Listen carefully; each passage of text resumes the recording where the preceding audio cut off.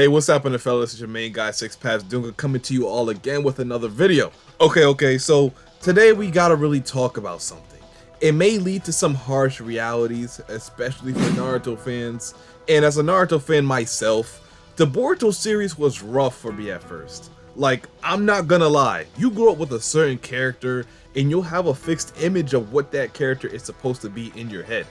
That's how I was with Naruto before even getting into the Boruto series. After the JUGAN fight, I knew Naruto and Sasuke wouldn't have much longer at the top of the verse. I'm glad they sent him off with a bang regarding Baryon mode, but recently it's just been getting worse. Let me tell you why. But before I get into the video, you guys know what I'm gonna ask. As a matter of fact, let me set a like goal for this video. I feel like I haven't done that in a while. So for this video, let's do 400 likes. That's the goal. If we hit that goal, I'll do something special. Whoever's comment gets the most likes, that's the next video I'll be doing. I'm counting on you guys. We got this. Okay, that's over. Let's hop into the video. Himawari is one of my favorite characters in this series, hands down. I don't even think I gave you all a list of my personal favorite characters. But let me just give you the top 5 right now. Of course, we got Boruto at the top. After him is Sarada, Himawari, Daemon, and surprisingly Code. That's what I would say if I didn't think Code was a loser. It's actually Kawaki, just because I find his character interesting and I'm really excited to see how far he'll go to accomplish his goal. Apparently it's really far. Far like ending the era of Shinobi far. But anyway, Himawari focus video, starting now. No more delays.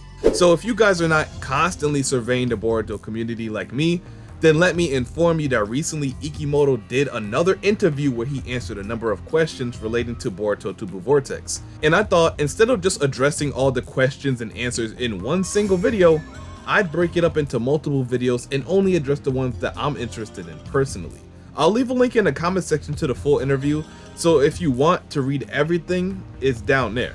And if you look down there and it's not, then someone remind me and I got y'all. So I guess I'll address the most unimportant question regarding Himawari that was in the interview. Someone asked, where does Himawari live after part 1? And the answer was, at her own request, she lives alone in her family's home. She feels that they will somehow return and wants to protect their home until they return. This was a question I kinda wasn't sure of for a while myself, but it seems like Himawari is really living like a 12-year-old Naruto. The similarities is glaring. At this point, she's considered an orphan, and she possesses the power of the Nine Tails. I don't know if that was on purpose or not, but it's something I just wanted to bring to everyone's attention. The Uzumaki household is still in good hands. Okay, so let's hop into the second question regarding Hima, and the main reason I'm making this video now. Okay, so the second question says, was the power Daemon felt from Himawari actually Kurama's? And the answer he gave to that question was, what Daemon actually felt was the future synergy potential of Himawari, who is of Uzumaki and Hyuga bloodline and Kurama's chakra. Now this is extreme because it just further elaborates on Kurama's past statement that he can sense that her chakra has a higher affinity to his than any other of her predecessors. And this includes Naruto as well. Ikemoto just basically gave us the answer as to why that is. So let's discuss her massive potential a bit more. Off the rip, Himawari is a special case, unlike any other previous inheritors of the Nine Tails power. Himawari isn't a Jinchuriki, nobody sealed Kurama inside of her, so that means extraction should be impossible.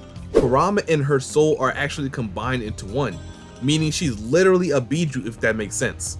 Just off that fact alone, she should have a better synergy with Kurama than anybody else. I didn't even get into the other factors. Immediately, once she awoke into her Nine Tails power, she knew exactly how her power worked and what kind of different ways she could use it. It almost seemed kind of instinctive. She healed Inojin and was firing Biju bombs at JURA. And of course I'm gonna give Naruto his credit here, because he actually made this possible for Himawari by befriending Kurama.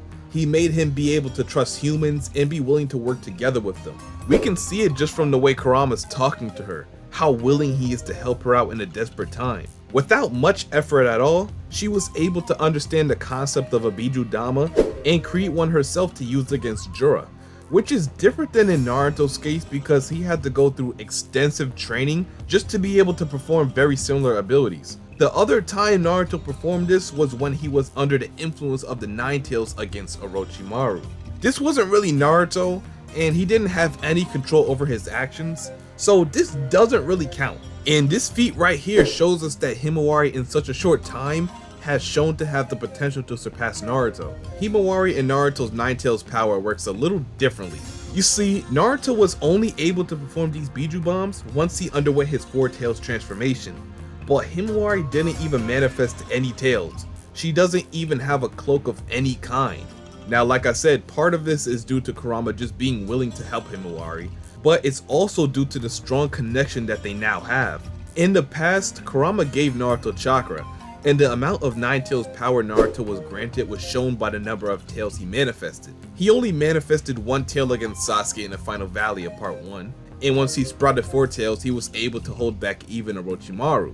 He had pain on the defensive once he used 5 tails, and etc. So yeah, the more tails, the more Nine Tails power he's granted, until he eventually gained control over the Nine Tails chakra and unlocked his KCM form. Himawari isn't in KCM. She appears to be in the regular enraged mode that Naruto first shown his Nine Tails power, but yet she has access to the amount of power that Naruto had when he sprouted 4 tails. I used to think this was just a result of her having such amazing potential that she's able to access more of Kurama's power than Naruto's while utilizing less of the Nine Tails chakra. And although this fact could be true as well, now I like to believe that Himawari won't ever have a form like KCM. She has access to the power of KCM and more in just this form right here. For KCM to work, Naruto has to basically shelve his own chakra in favor of Kurama's, and therefore he grants him immense strength and speed. Himawari and Kurama's body are already one. I don't believe this is a situation to where Himawari would need to reserve her own chakra to utilize Kurama's. They should just share the same chakra network. Her own chakra by itself should already be able to just provide the amp that KCM gives Naruto. So in simple terms, it's basically just a pre-built-in KCM. This could also apply to forms like Baryon mode too. But I don't know what Ikemoto plans to do with that, because despite everything, Baryon mode still burns out chakra completely, and it does have a time limit. So Himawari can actually die if she uses Baryon mode. But knowing Ikemoto, he'll find a way for her to access this power and still live. I guess only if he really wants to. So yeah, that's how Naruto and Himawari differ when talking about how their Nine Tails power works. Naruto isn't granted Kurama's full power off the back. He had to get fed more and more of Kurama's chakra to be able to access the full capability of his power. But Himawari should be able to gain full access of Kurama's power off the rip, because she is literally a Biju in a human body. But it's only potential as of right now. Even gaining 100% of Kurama's power, Naruto still had to train and learn how to utilize this power better each time he synced with Kurama. So it's still up to Himawari as of how she uses this power she's been granted. Even Kurama said it, the only person who can do something about this is her. Whether she chooses to use his powers or not is completely up to her. It's like if Naruto had access to KCM as a 12-year-old kid. Obviously, he'd be stronger than what he was when he was 12 years old, but he still wouldn't be as strong as him using KCM now. So the same applies to Himawari. She has a better chance to surpass Naruto because of all the factors that I just mentioned going in her favor. But if she doesn't seize the opportunity to actually reach that potential, then it's all for nothing. And while we're still on the topic, I guess let's start talking about her bloodline so we can kind of get a better understanding as to why she has so much potential in the first place.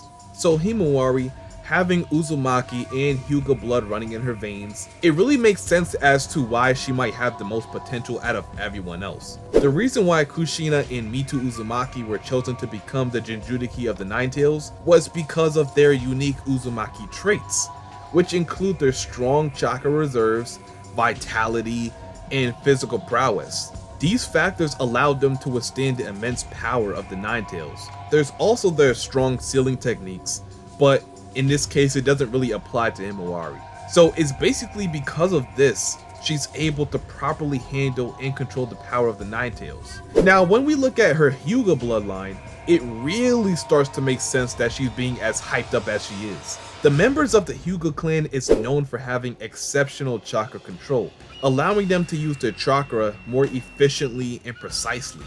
as they have to master this control over the chakra to perform gentle fist techniques, as well as the Byakugan. The gentle fist is a style of taijutsu that they use. It focuses on using their own chakra to manipulate the opponent's chakra points. And this could either disrupt their chakra flow completely, making it impossible for them to even perform ninjutsu, or it can also amplify an opponent's chakra based on the situation. You can really use these type of techniques in multiple ways. Hinata used a similar technique in the gentle palm to pop Naruto's shoulder back in place from when he dislocated it. And remember what her air palm technique did when it was amped up just by a little bit of Kurama's chakra. So imagine what Himawari will be capable of doing when she really utilizes her Byakugan abilities with her Nine Tails chakra. The potential is endless. With her already having near 360-degree vision, she'll be able to use and keep using her Byakugan for comical durations of time. So the potential that Himawari has really lies in her chakra control. She'll just be able to manage having amounts of chakra that'll be compared to Naruto, but she'll be able to control it better, leading to her being way more efficient in her chakra exhaustion. So this, plus having her Hyuga abilities, I solely believe Himawari at her peak ability would be able to rival low to mid-tier celestial beings like Kaguya. Her having the Byakugan along with Kurama makes her extremely dangerous. Remember when Naruto blitzed the hell out of Kaguya back in the war? Imagine Himawari doing that, but this time she would just be able to use Gentle Fist and shut down all of her chakra points or disrupt the function of her organs. To get into the other abilities that you can gain from the Nine Tails chakra, enhanced sensory ability. Aside from the Byakugan's ability to give its user X-ray vision, telescopic and microscopic vision, the Nine Tails chakra also provides its user its own unique sensory amps. This alongside the Byakugan could offer even greater telescopic and microscopic ability. Telescopic meaning how far you can see, and microscopic meaning how detailed and how close you can see that object. She literally would be one of the best sensory ninja of all time. With her being able to sense negative emotions too, I don't think there would be any need for a sensory unit in the village. Like, she would notice any trouble even before they entered the village. And with the Shinju on the loose, something like that would definitely come in handy. There's also her healing potential too. I mean, that one is pretty self-explanatory. She can be one of the best medical shinobi. Like, I'm dead serious. To be considered a good medical ninja, you already need exceptional chakra control, which Himawari will have. And using her Byakugan too, I mean, what more do I have to say about that? If she chooses to learn more about human anatomy, probably from Sakura or someone, she'll have the tools to surpass the likes of her, along with Tsunade as a medical ninja. Easily. So, I mean, that's pretty much it. Long story short, Himawari's potential lies with her being way more versatile with her chakra use, and deadly. So in that aspect, I do have to agree that Himawari's potential with Kurama outweighs every one of her predecessors. But let me know what you think in the comment section. How dangerous do you think Himawari can be with Kurama's power? Will she be stronger than Naruto? Or do you think that's asking too much of her? And of course, if you enjoyed the video and wouldn't mind seeing more like this in the near future, go ahead and like, comment, subscribe, and turn on the post notifications so you get notified whenever I upload or go live for chapter spoilers. And until my next one, I'll see you boys and girls later. And I'm out. Peace.